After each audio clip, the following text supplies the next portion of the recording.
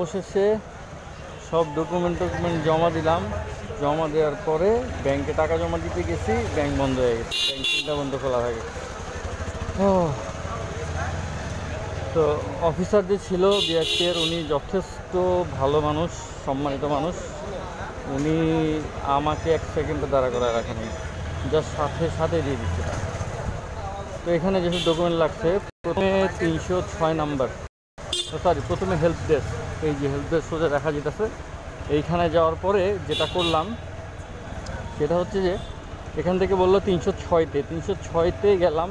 এই পাশের বিল্ডিংয়ে 3 তলায় 306তে যাওয়ার পর ওখান থেকে একটা ফর্ম দিল, ফর্মটা পূরণ করলাম। ফর্মটা পূরণ করে হচ্ছে ফর্মটা পূরণ করে সব লেখা থাকে কী লাগবে, ডকুমেন্ট কেমনে কী করবে। তো ফর্মটা পূরণ করার পরে জিডির নাম্বারটা দিলাম ফর্মের মধ্যে। নাম্বারটা দেওয়ার পরে যেটা হয়েছে, তো এনআইডি, গাড়ির কাগজ 2টা, রেজিস্ট্রেশন আর নাম্বার, আর হচ্ছে গাড়ির নাম্বার কাগজ, গাড়ির রেজিস্ট্রেশনের কাগজ, ড্রাইভিং লাইসেন্স, তারপর হচ্ছে ভোটার আইডি কার্ড, এইগুলা নিয়ে আসে। গাড়ির ট্যাক্স টোকেন যেটা আছে ওইটার ফটোকপি করে, ডিজিটাল ফটোকপি করে 3টা সেট বানাইতে হয়েছে। 3টা সেট বানানোর পরে ডকুমেন্টগুলো নিয়ে গেলাম আবার 306তে ফটোকপি করে। আর এক বিশাল কাহিনী ভাই। কাহিনীটা হলো কি, টাকা পয়সা ছিল না, সেই কথা পরে বলি। তো তারপরে হচ্ছে আমি গাড়িটার কাগজ নিয়ে গেলাম হচ্ছে 306তে। ওইখানে ম্যাডাম বলতেছে যে এইটা নিয়ে যেন হচ্ছে 300 কল দিচ্ছে।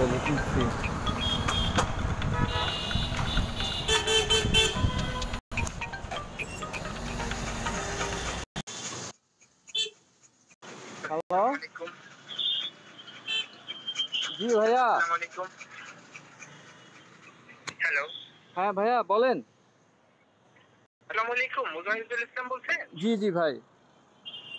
জি, আমি বিএসটি হেড অফিস থেকে বলছিলাম। জি জি ভাইয়া বলেন। জি, আপনার একটা আবেদন পেয়েছি আপনার একটা নাম্বার প্লেটের জন্য। জি জি জি হ্যাঁ, 7208। জি জি 50 72 08। জি জি জি, হ্যাঁ এটা আপনার পেয়েছি, আপনার দেখতে পাচ্ছি। এটা আমরা প্লেটটা রেডি করবো, তো যার কারণে আপনাকে দেখতে পাচ্ছি এটা আপনার ডাটা করা নাই এবং ব্যাংকে টাকা জমা দেওয়া নেই। জি জি আমি ব্যাংকে টাকা জমা দিতে গিয়েছিলাম, আজকে ব্যাংকটা বন্ধ হয়ে গেছে। হ্যাঁ, এটা আমাদের তো জি, এখন আমি কি করব? এখন এইটা আমরা আমাদের তো এখন এইটা আপনার এটা কি করবো বলেন, কি করতে পারি? ব্যাংকে টাকা জমা কিভাবে দিব? এখন তো ব্যাংক বন্ধ। এখন এইটা আপনি তো ডাটা করা নাই এবং জমা দেওয়া নাই। এখন আমরা কি প্রসেসিং করে আপনার কার্ডটা পাঠিয়ে দিব? জি জি এখনই পাঠিয়ে দেন। তাহলে আমরা আপনার নাম্বার পাঠিয়ে দেওয়ার ব্যবস্থা করতেছি। সেক্ষেত্রে আপনি ভাইয়া আপনার কথা ঠিক মতো বুঝতেছি না, আবার বলেন ভাইয়া। বলছি আপনার নাম্বার প্লেটটা পেতে 2-1 দিন সময় লাগবে। আচ্ছা আচ্ছা, তো আমি ব্যাংকে টাকা জমা দিব আগামীকালকে সকালে। তাহলে এইখান থেকে আমরা এইখান থেকে আপনি সাবমিট করে দিলে আমাদের আপনি খরচটা পাঠাতে হবে। আপনি এখান থেকে সাবমিট খরচ কত? এটা আপনার নাম্বার প্লেটের মধ্যে আপনি ব্যবসাও আপনার 2260 টাকা, জি জি আর ডাটা ফি আছে 500 টাকা, টোটাল আপনি 2700 টাকা যাবে। না ভাইয়া, আমি কালকে ব্যাংকে গিয়ে টাকা জমা দিয়ে তারপরে রিসিপ্টটা আপনাদের ওই প্রসেসিংয়ের মাধ্যমে আপনারা করে দিয়েন। আমি এক্সট্রা টাকা দিতে যাচ্ছি না আর কি। এটা আপনি দিয়ে কেটে গেলেও আপনি রাখবে করতে। আমি কালকে ব্যাংকে টাকা জমা দিব, টাকা জমা দিয়ে হ্যাঁ, ব্যাংকে টাকা আপনি 2260 টাকা আপনি ব্যবসা হোক। হ্যাঁ হ্যাঁ ওই টাকা ব্যবসা হচ্ছে টাকা 2260 জমা টাকা। দেওয়ার পরে আমাকে ব্যাংক থেকে যেটা দিবে রিসিপ্ট, ওই রিসিপ্টটা আমি আবার বিআরটিতে গিয়ে নাম্বার প্লেট নিয়ে আসবো। আরে ভাই, আপনি আমার কথাটা বুঝেন। আপনি তো রিসিপ্ট পাবেন, আপনি যখন নাম্বার প্লেটটা নিবেন তখন আমরা এখান থেকে রিসিপ্ট পাঠিয়ে দিব। হ্যাঁ, নাম্বার প্লেটটা যখন রিসিপ্টটা যখন আমাকে দিবে তখন আমি আপনাদের কাছে যাব। বিআরটিতে গেলে আপনারা আমাকে কি আরো টাকা দিতে হবে তখন? না না, টাকা দিতে হবে না। আপনি তখন নাম্বার প্লেটটা দিবেন, হ্যাঁ হ্যাঁ ওইটাই, কালকে আমি জমা দিয়ে আমি আসতেছি আপনাদের কাছে। আর ভাই এটা তো আপনার এখন সাবমিট দিতে হবে। আপনি এটা তো আমাদের সাইটে আপনি দিতে হবে দেওয়া। আপনি কয় নাম্বার রুমে আছেন? আমি আসতেছি। আমি আমি তো এদের কাছ থেকে বলছি না ভাই, কোত্থেকে? আমি তো এদের থেকে বলছি ভাই, আপনি কোথায় আছেন? আমি আসতেছি। আরে ভাই আমি হেড অফিস হেড অফিস কোথায় আছে বলেন? হেড অফিস আমাদের এলেন বাড়ি, চেয়ারম্যান বাড়ি? এলেন বাড়ি। ও আচ্ছা, তাইলে আমি আসি, আইসা কথা বলি। হ্যাঁ আসবেন আপনি, আমরা তো 10টার ভিতরে বের হয়ে যাবো ভাই। আচ্ছা সমস্যা কি, আপনি কালকে করেন, কালকে সাবমিট দেন। ভাই আপনার কাছে করে নিয়ে রাখেন, বুঝছেন, কালকে সাবমিট করেন, আপনি তাড়াহুড়া তো নাই। আপনার কাছে করে নিয়ে ভাই, আপনার ভালো দরকার নেই ভাই, আপনার কাছে করে নিয়ে। আচ্ছা ঠিক আছে, আমি করে নিব নি, আমি ব্যাংকে টাকা জমা দিয়ে আমি তারপর বিআরটি থেকে নিয়ে নিব। আচ্ছা মানে বুঝলাম না, টাকা জমা দিব তারপরে আবার টাকা লাগবে 500 টাকা কেন? নাম্বার প্লেট হারাইছে, তারা সাবমিট করবে, 500 আরও এক্সট্রা 500 টাকা দেওয়া লাগবে, মানে বুঝলাম না কেন ভাই? হেড অফিস থেকে কোত্থেকে বলতেছেন আপনি? দেখা যাক, যাওয়াই হোক, মানে কি আমার মাথা ঢুকতেছে না, মানে কি কারণটা কি এক্সট্রা 500 টাকা দেওয়া লাগবে? ভাই কিসের 500 এক্সট্রা 500 টাকা কিসের? সরকারিভাবে টাকা জমা দিতেছি, অফিস বন্ধ করে আসছি, বাচ্চা অসুস্থ, সব পেরেশানি নিজে করতেছি, 500 টাকা আমি আপনারা দিব কেন?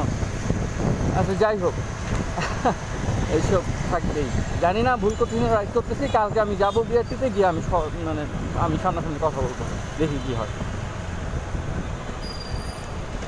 তো হচ্ছে এই হচ্ছে ঘটনা। তো আমি তো ওইখান থেকে 306টা আবার ডকুমেন্ট, 3টা ডকুমেন্ট নিয়ে 306 যাওয়ার পর তারপর 301-এ যাইতে তার থেকে উনি হচ্ছে গাড়ি পরিদর্শন করে। তো ওনার কাছে কাগজ দিলাম, উনি বলতেছে কী সমস্যা। আমি বললাম যে আমার বাইক আপনাদের হারাই গেছে বা চুরি, কাগজগুলো দেখলো, জিডির কাগজ দেখলো, সব ডকুমেন্ট দেখলো। ডকুমেন্ট বলতে একটা হচ্ছে ট্যাক্স টোকেন, ড্রাইভিং লাইসেন্স, গাড়ির লাইসেন্স, আর একটা হচ্ছে কি এনআইডি কার্ড, আর হচ্ছে জিডির কাগজ। আর হচ্ছে প্রথমে যে 301 থেকে 6 থেকে যে ফর্মটা নিয়ে আসছি ওই ফর্মটা। তো আচ্ছা উনি দেখলো, দেখে বলতেছে গাড়ি কোথায় আসছে, গাড়ি দেখতে হবে। আমি বললাম যে গাড়ি তো আসে, একটু দূরে আছে। তো দূরে বলতে কোথায়? আমি বললাম যে ওই গেটের ওই পাশে। তো বলতেছে না, এত দূরে যাবো না। আমি বলি তাই গাড়ি নিয়ে আসবো? বলতেছে হ্যাঁ নিয়ে আসেন, গাড়ি নিয়ে আসেন। যে আমি বলতেছি যে 40 থেকে 45 মিনিট সময় লাগবে, আমি মাত্র নিচে থেকে আসছি, আমি এখন ডকুমেন্টারি কাজ করবো, তারপরে আবার 40 মিনিট পরে আবার যাবো। আমি ঠিক আছে স্যার, কোনো সমস্যা নেই। পরে আমি গাড়ি নিয়ে আসলাম, গাড়ি নিয়ে আবার গেলাম, গিয়ে বলতেছি স্যার আমি তো গাড়ি নিয়ে আসছি, আপনি যখন যাবেন তখন তাহলে আমি গাড়ি নিচে আসে।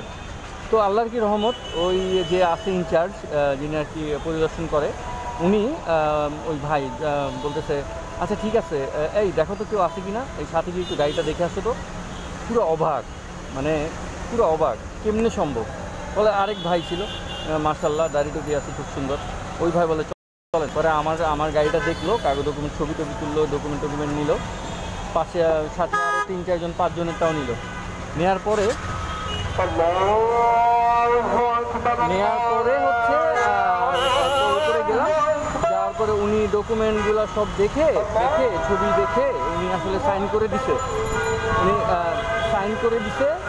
সাইন করে দেওয়ার পরে বলতেছে ঠিক আছে 306 নম্বরে যান, ওখান থেকে একটা কোড দিবে, ওই কোডটা নিয়ে আসেন।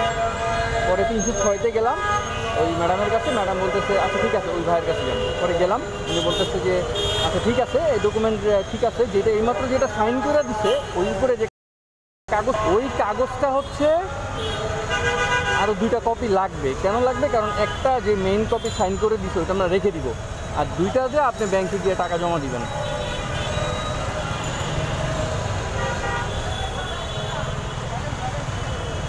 এটা গিয়ে ব্যাংকে গিয়ে টাকা জমা দিবেন। তো ব্যাংকে টাকা জমা দিলে তো এখন ফটোকপি লাগবে। তো আপনি আগেই ফটোকপি নিয়ে আসছে, এটা হবে না। পরে আবার নিচে গেলাম, নিচে গিয়ে আবার দুটো ফটো করে আনলাম। মেইন উপরের যে পেজটা, যে স্যার যে গাড়ি দেখে যে সাইন করে দিল, ওইটা ফটো করে নিয়ে আসছি। উনি কী করলো, উনি একটা জমা রাখলো আর দুইটা ডেট দিয়ে বা লিখে দিয়ে উপরে সাইন করে ওকে লিখে দিয়ে আমাকে দিয়ে দিল, বলে যান ব্যাংকে গিয়ে টাকা জমা দিয়েছেন। তো এই যে ব্যাংকে টাকা জমা দিতে কত টাকা, 2660 টাকা ভ্যাট সহ টাকা জমা দিতে গিয়েই হয়েছে কাহিনী, ব্যাংক বন্ধ হয়ে গেছে। তো এখন হবে না।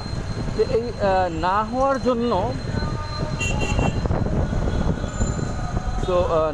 জন্য কী হয়েছে, না হওয়ার জন্য আমি ইয়ে করতে পারি নাই, আমি আর আজকে টাকা জমা দিতে পারি নাই, গাড়ির নাম্বার ছাড়া ঘুরতেছি। তো ইনশাল্লাহ কালকে সকালে টাকা জমা দিব। আর এই অসুস্থ, আমি স্যারের কাছে সিরিয়াল দিছি। তো এখন জানি না কি হয়। এই হচ্ছে টোটাল ঘটনা। আসলে কি হারাইলো, আমি আসলে অবশ্য সেদিন আমি একটা সাউন্ড শুনতে পাইছি গাড়ি চালানোর সময়, ঠাস করে কি জানি পড়ে গেছে, হয়তো পড়ে যেতে পারে। আর আজকে যখন নামাজ পড়তেছিলাম অফিস থেকে বেরোয় গেছি, অফিস থেকে আর্লি দুপুরে 1টার দিকে বেরোয় গেছি। কারণ হচ্ছে বাচ্চাটা অসুস্থ, বাচ্চাটা কাঁদতেছে, মানে খাইতেছে না। মানে কীভাবে বুঝলাম, রাতে ও সবসময় 60 ml করে 3-4 বার খায়।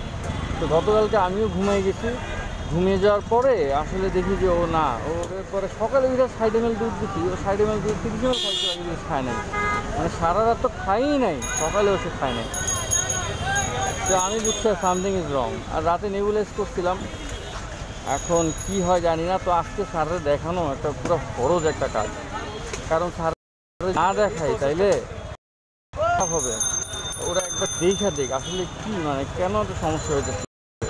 জ্বর ছিল, জ্বর এখন নাই, নেবুলাইজ করতে পারবো কি না, বা কোনো সমস্যা হবে কিনা, সালটোলিন দিতেছি, সব কিছু মিলে আসলে খুব সবরের মধ্যে দিন কাটাইতেছি।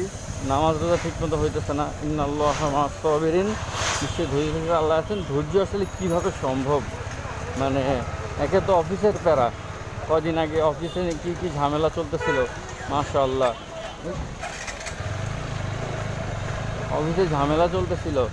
অফিসের ওই ঝামেলা শেষ কইরা দেন হচ্ছে, শেষ হয় না, ঝামেলা তো চলতেই যাচ্ছে। অফিসের ওই ঝামেলার পরে হচ্ছে এই যে বাচ্চারা অসুস্থ হয়ে গেল। বাচ্চা অসুস্থ হওয়ার পরে এই যে টাকা পয়সার একটা ব্যাপার আছে, টাকা পয়সা কি মিলাইতে পারতেছি না, বা কি এখন আবার জরিমানা লাগতেছে 2260 টাকা এইটা। আর হচ্ছে আরেকটা হচ্ছে কি, 2260 টাকার পরে আরেকটা হচ্ছে জরিমানা কি লাগতেছে, জরিমানা লাগতেছে এই যে অফিস মিস দিলাম, অফিসের এই টাকাটা জরিমানা। একটা ছুটি মারি গেল, বা ছুটি না থাকলে আমার তো ওই টাকায় সমস্যা, মানে আমার তো স্যালারি কাটবে। যাই হোক, এই পুরা একটা বিধিকিচ্ছির অবস্থার মধ্যে আছে। স্যাররা যে দেখাবো কী অবস্থা, টাকা পয়সা যে থেকে কই যাইতেছে, কেমনি কি হইতেছে কিছুই জানি না। ইন্নাল্লাহ মা'আস সাবিরিন। কদিন আগে বাইক সার্ভিস করতে দিয়া লাগতো ওইখানে জরিমানা। তারপরে হচ্ছে ওই জরিমানার পরে আবার কি হচ্ছে, ওই জরিমানার পরে আবার এক জরিমানা গেছে, সেটা হচ্ছে যে বাইকের